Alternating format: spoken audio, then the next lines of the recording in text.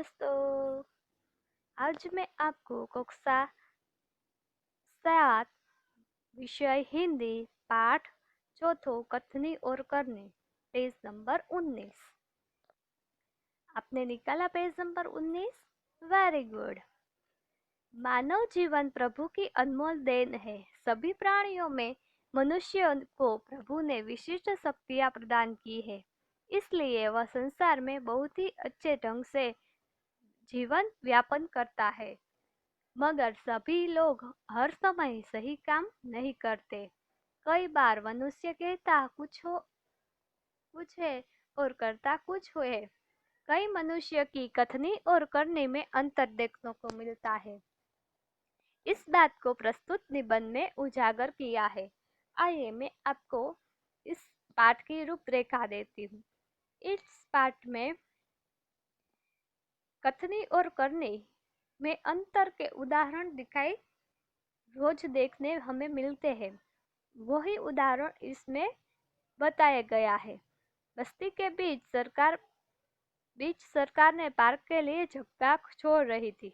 बरसात के मौसम में मोहल्ले में एक सज्जन को उसमें फूलों और पौधे लगाने की सोची और उसने रोपा। मोहल्ले के लोग सुबह शाम पार्क में टहलने आते हुए उसको लगा कि पार्क में लोग रोज आते हैं, कोई फूल तोड़ न ले। इसलिए उसने एक तख्ती वहां पर लिखकर टांग दी, जिसमें लिखा था कि फूल तोड़ना मना है। लेकिन एक बार वो ही सज्जन सवेरे सवेरे जल्दी जल्दी फूल तोड़ता देखा और कई लोग उसे देखते थे। तो वह अपनी शर्म मिटाने के लिए बोला कि मैं यह फूल पूजा के लिए तोड़ रहा हूँ। आपने देखा ने कि उसके कथनी और करनी में कितने अंतर थे। वो उसने कहा कि फूल तोड़ना मना है, पर उसने खुद को वह बात नहीं मानी, उसने ही फूल तोड़ा। उसी प्रकार दूसरा उदाहरण धूम्रपान का है। बसों में लिखा होता है कि धूम्रपान वर्जित है। हम कई बसों में पढ़ते हैं जिसमें लिखा होता है कि धूम्रपान वर्जित है।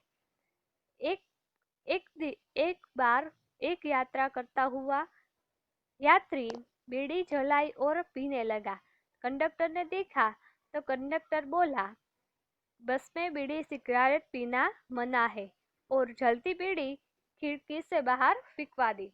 थोड़ी देर के बाद कंडक्टर और ड्राइवर के केबिन में जाकर बैठा और सिगरेट जलाई और दोनों पीने लगे।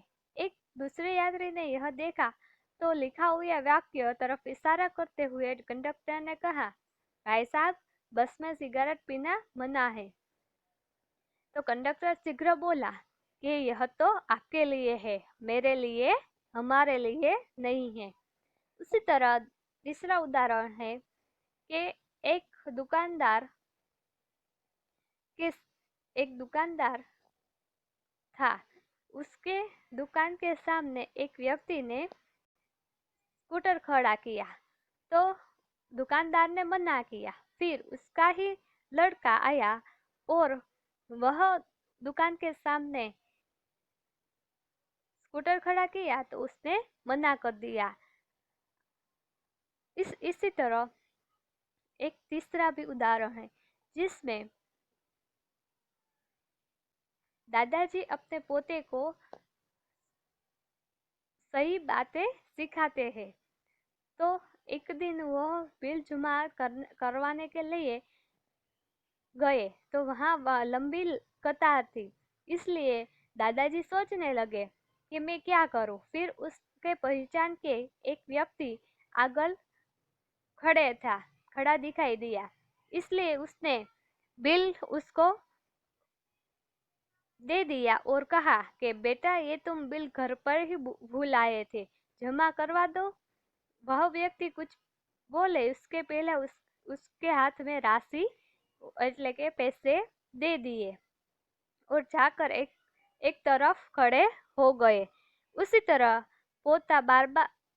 उसे पोता बार बार कहता है कि दादाजी लाइन में लगिए, पर वो उसकी बात सुनकर सब हंसने लगे।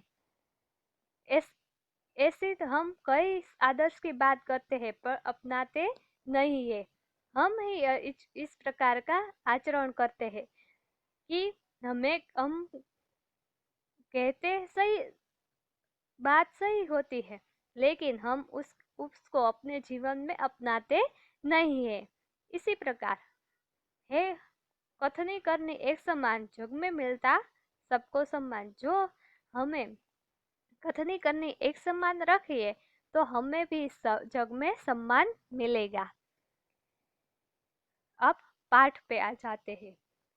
ईश्वर ने मनुष्य को अन्य प्राणियों से श्रेष्ठ बनाया है।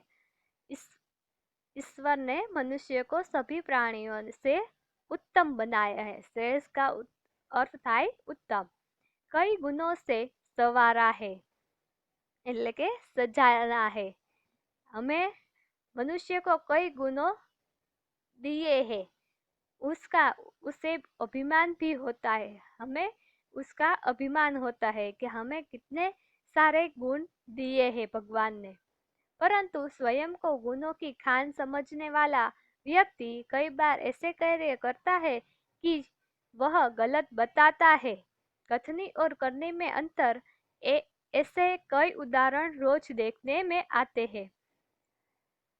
कथनी का अर्थ है जो कहा जाता है और करने का अर्थ है जो किया जाता है।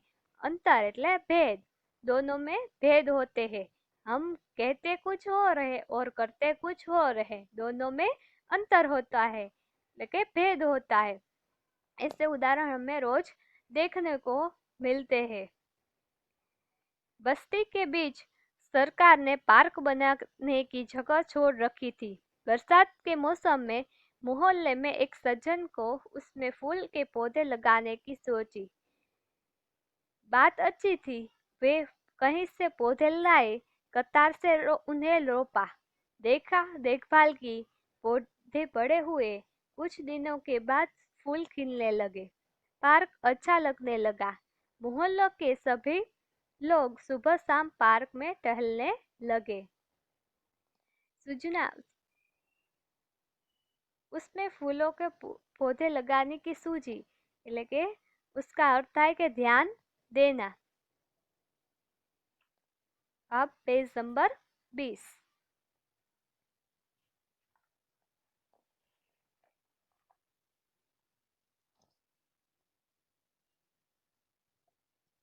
फूल सबको अच्छे लगते हैं, हमको भी फूल अच्छे लगते हैं ना बाल मित्रों। हमें भी फूल अच्छे लगते हैं। पार्क में लोग आने जाने से उन्हें यह लगा कि इन फूलों को तोड़कर ले जाएंगे। उन्होंने एक तख्ती पर के ऊपर यह लिखकर टांग दिया कि फूल तोड़ना मना है।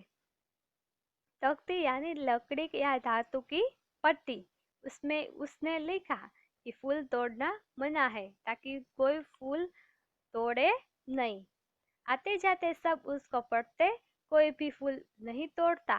पर मजे की बात तब सामने आई जब लोगों ने तख्ती लगाने वाले सज्जन को बड़े सवेरे जल्दी जल्दी फूल तोड़ते देखा।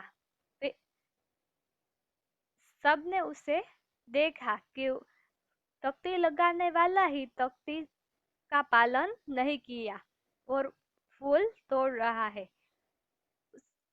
और उस सज्जन को शर्म आई, इसलिए वो अपनी शर्म मिटाने के लिए बोला, मैं ये फूल पूजा के लिए तोड़ रहा हूँ। देखा ना दोस्तों, इस कथनी और करने में फर्क है। बसों में लिखा होता है कि धूम्रपान निषेध है, निषेध यानी मना है। एक बार यात्रा करते हुए देखा कि एक यात्री ने बीड़ी जलाई और पीने लगा। उसे देखकर कंडक्टर ने कहा, भाई साहब, बस में बीड़ी सिगारेट पीना मना है। उससे जलती बीड़ी खिड़की से फेंकवा दी। थोड़ी देर के बाद कंडक्टर ड्राइवर के केबिन में जाकर बैठा, सिगरेट जलाई और दोनों पीने लगे। एक दूसरे यात्री ने यह देखा तो लिखे हुए वाक्य की तरफ इशारा करते हुए कंडक्टर से कहा, भाई साहब, बस में बीड़ी सिगरेट पीना मना है। इस पर कंडक्टर शीघ्र बोल उठा, यह वाक्य आपके लिए है, न कि मेरे हमारे लिए। એટલે वो कहता है कि यह वाक्य तो यात्रियों के लिए है, हमारे लिए नहीं है। एक व्यक्ति दुकान पर गया। स्कूटर दुकान के सामने खड़ा कर रही था कि दुकानदार बोला, आप अपना स्कूटर वहां सामने वाहन रखने के स्थान पर खड़ा करके आइए। सज्जन ने कहा, मुझे ज्यादा समय तक थोड़े ही रुकना है, मैं तो सामान लेकर चला जाऊंगा। दुकानदार बोला, पर दुकान के सामने बीच सड़क पर स्कूटर खड़ा रखना कोई ठीक बात नहीं है। वो कहता है कि दुकान के सामने स्कूटर खड़ा मत कीजिए। अब पेज नंबर 21।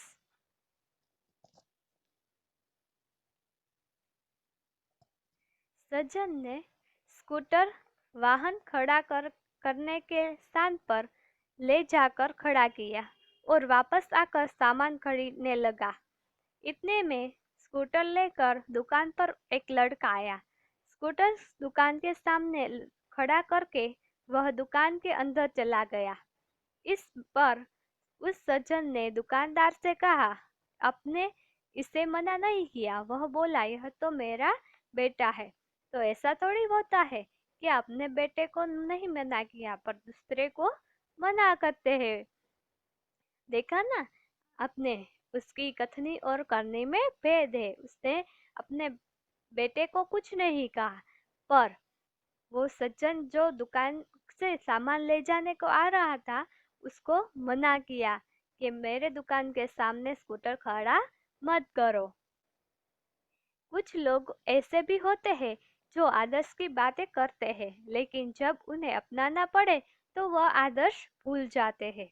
हमें ऐसे ऐसे कई लोग दिखने को मिलते हैं जो आदर्श की बातें करते हैं पर उसका अपनाते नहीं है। एक दिन एक सज्जन के घर उनके मित्र मिलने आए। दोनों मित्र बातचीत में मग्न थे कि किसी ने दरवाजा खटखटाया। उन्होंने खिड़की से जाकर देखा तो बाहर मकान मालिक खड़ा था, जो पिछले 4 माह का किराया मांगने बार बार आ रहा था।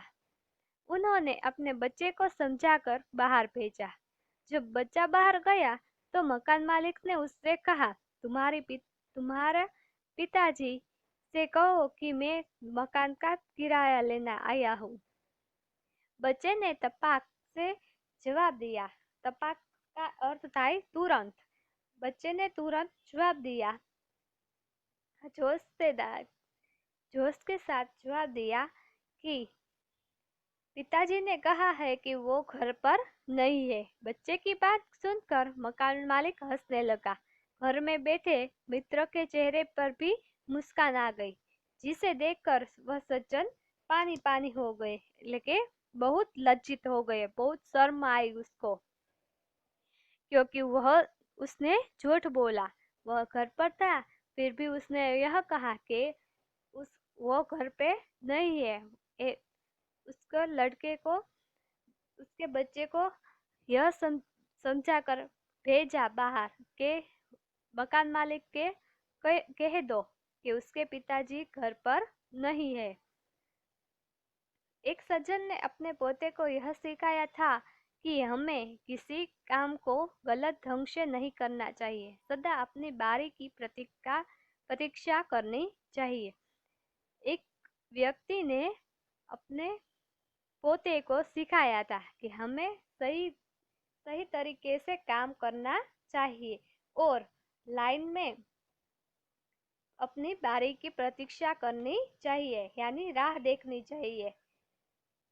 बराबर। Page number 22।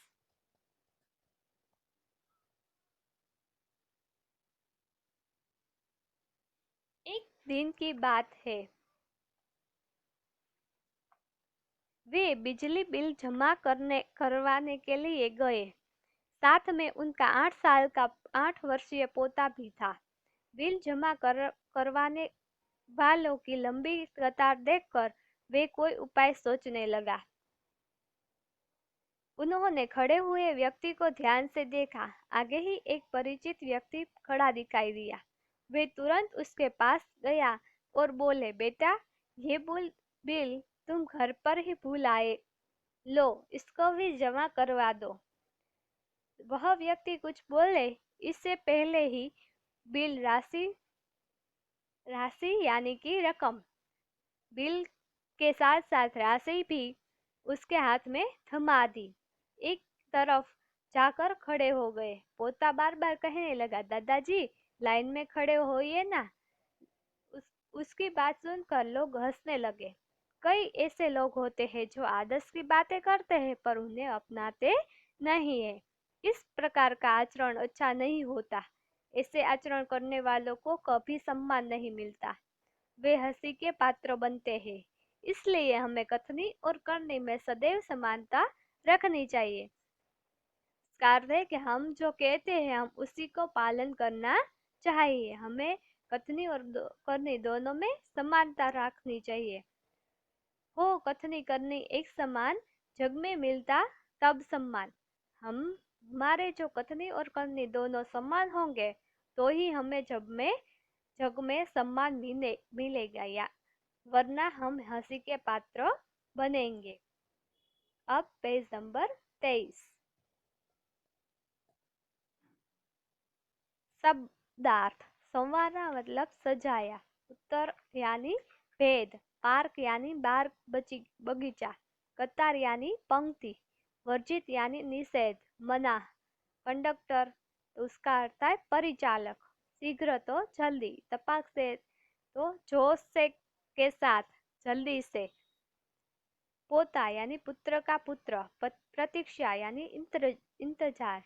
राशि यानी रकम। आचरण यानी व्यवहार। અને સदैव यानी सदा के लिए।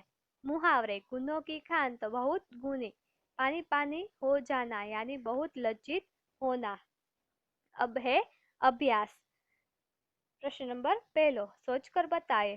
पहलो प्रश्न, ईश्वर ने मनुष्य को अन्य प्राणियों से किस प्रकार श्रेष्ठ बनाया है?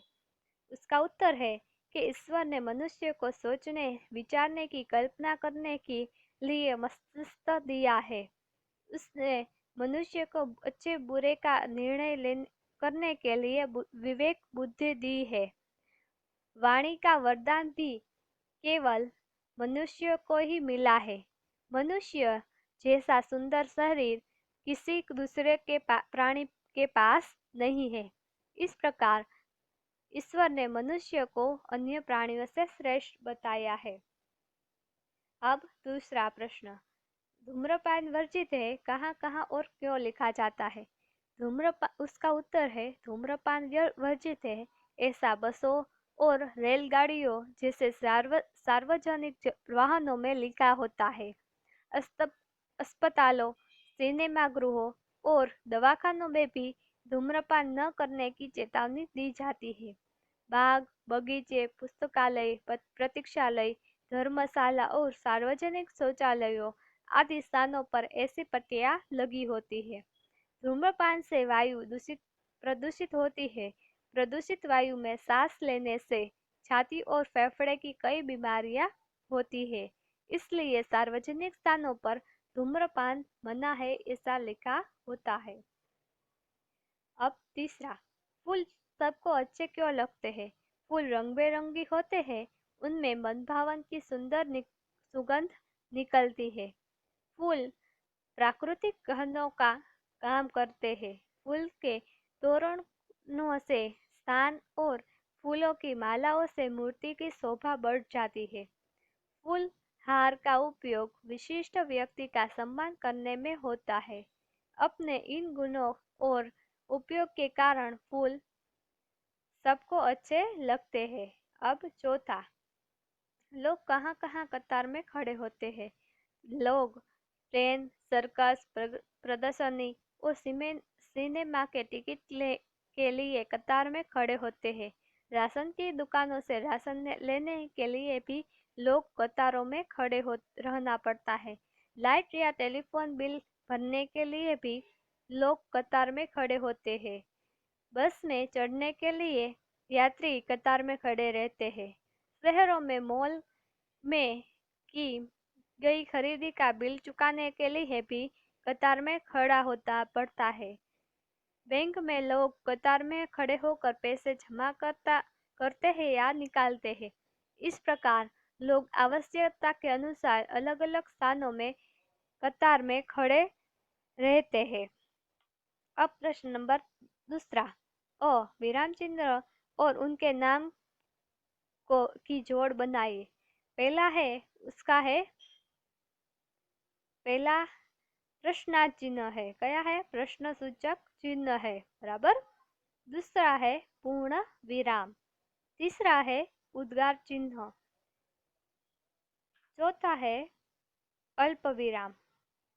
पांचवा है अवतरण चिन्ह અને छठा है योजक चिन्ह। अब पेज नंबर 24।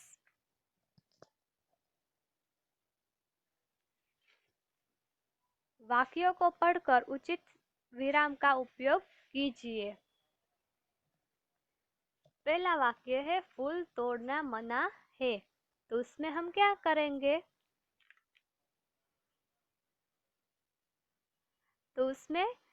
तो फूल तोड़ना मना है, उसमें हमें पूर्ण विराम लगाना होगा। दूसरा, वह कितना सुंदर दृश्य है, तो वह पची उद्गार चिन्ह। पची कितना सुंदर दृश्य है, पची पूर्ण विराम। बसों में लिखा होता है कि धूम्रपान वर्जित है, तो बसों में लिखा होता है પછી અલ્પ વિરામ। अवतरण चिन्ह में लखવાનું धूम्रपान वर्जित है।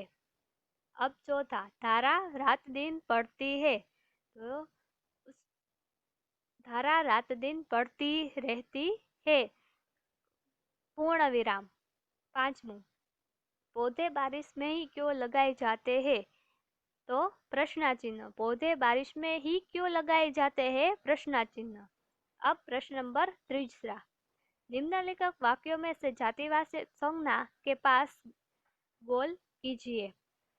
मनुष्य अन्य प्राणियों से श्रेष्ठ है, तो उसमें जातिवाचक है मनुष्य। एक जाति दर्शाता है, इसलिए उसको जातिवाचक संज्ञा कहते हैं। दूसरा, शिल्पा ने 4 पौधे लगाए, तो पौधे के ऊपर गोल कीजिए। तीजू, शहर के लोग सुबह शाम टहलने जाते हैं, तो शहर के लोग उसमें आवश्यक जातिवाचक। चौथू, फूल सबको अच्छे लगते हैं, तो फूल के ऊपर हम गोल करेंगे। अब प्रश्न नंबर चौथो, प्रश्न कथनी और करने में समानता रखने के में मुश्किलें आती है या नहीं, वह चर्चा कीजिए। चर्चा में राकेश, चंपक और गीता वार्तालाप करते हुए। राकेश, कथनी और करने में समानता रखना बड़ा कठिन है, इसमें काफी मुश्किलें आती है। चंपक, धन्य है वे लोग जिनकी कथनी और करनी एक जैसी है, मुझसे तो यह कभी नहीं हो सकता।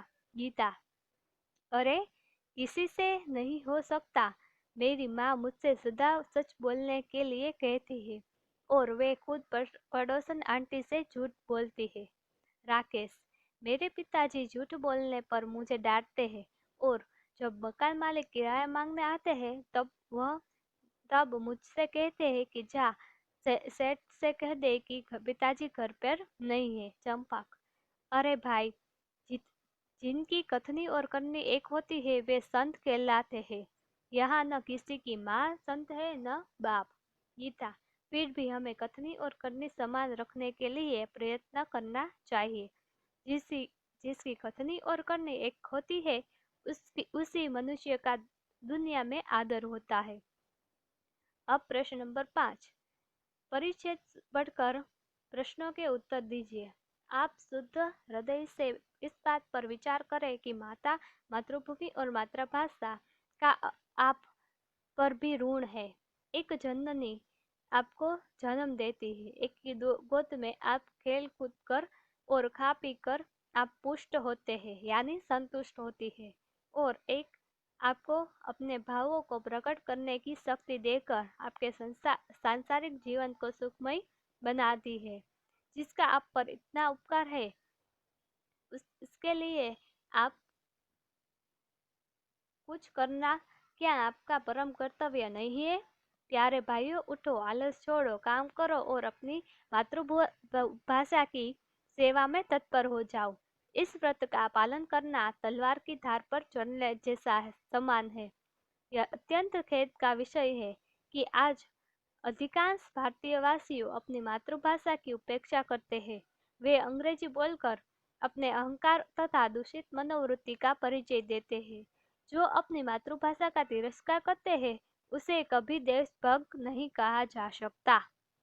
अब पेज नंबर 25। प्रश्न नंबर पहला, हम किस किस का ऋण है? तो कि हम पर माता, मातृभूमि और मातृभाषा का ऋण है। दूसरा, माता का ऋण हमें क्यों अदा करना चाहिए? उसका उत्तर है, हमें माता का ऋण अदा करना चाहिए क्योंकि उसी ने हमें जन्म दिया है। तीसरा, किस व्रत का पालन करना अत्यंत कठिन है? इसका उत्तर है, मातृभाषा पर गर्व करना और उसकी सेवा में तत्पर होना हमारा कर्तव्य है, परंतु इस व्रत का पालन करना अत्यंत कठिन है। अब चौथा, किसे देशभक्त नहीं कहा जा सकता? जो मातृभूमि का तिरस्कार कर अंग्रेजी बोलने में गर्व अनुभव करता है, उसे देशभक्त नहीं कहा जा सकता। गद्यांश को उपयुक्त शीर्षक दीजिए। तो उसका उत्तर है सच्चा देशभक्त अथवा माता, मातृभूमि और मातृभाषा। स्वाध्याय प्रश्न नंबर पहला, अंदाज अपना अपना, कथनी और करने में अंतर विषय पर अपने विचार लिखिए। उसका उत्तर है कि मैं मानता हूँ कि कथनी और करने में एकता रखना वीरों और सज्जनों का काम है। कथनी और करने उसी की एक हो सकती है जो सत्यवादी, निर्भय और साहसी है। चरित्रहीन डरपोक लोग अपनी कथनी और करने में एकता कभी नहीं रख सकते।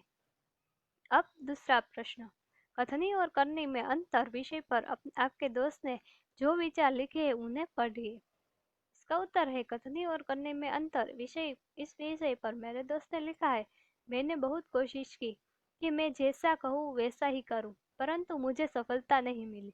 मैंने एक दिन माँ से कहा कि कल मैं सुबह उठकर टहलने जाऊंगा। दूसरे दिन माँ मुझे जगाते जगाते थक गए, पर मैं नहीं उठा। मेरी कथनी और करने में हमेशा जमीन आसमान का अंतर रहता रहा। मेरे विचार से कहना बहुत आसान है, पर अपने कहे हुए को व्यवहार में लाना बहुत मुश्किल है। फिर भी मैं कोशिश करूंगा कि मेरी कथनी और करने में अंतर न हो। यदि मुझे कुछ न बनकर दिखाना है तो अपनी यदि मुझे कुछ बनकर दिखाना है तो अपनी कथनी और करने में एक कथनी को करने में बदलना होगा, यानी मैं जो कहूँगा वो ही मैं करूँगा। अब प्रश्न नंबर 3, करके दिखाइए। कोष्टक में दिए गए शब्दों को उचित क्रम में रखकर उदाहरण के साथ वाक्य लिखिए। फूल तोड़ना मना है, उसी तरह वाक्य बना है, मैं हर रोज खेलना चाहता हूँ। दूसरा, सबको कथनी करने में समानता रखनी चाहिए। तीसरा, वे कहीं से अच्छे पौधे लाए।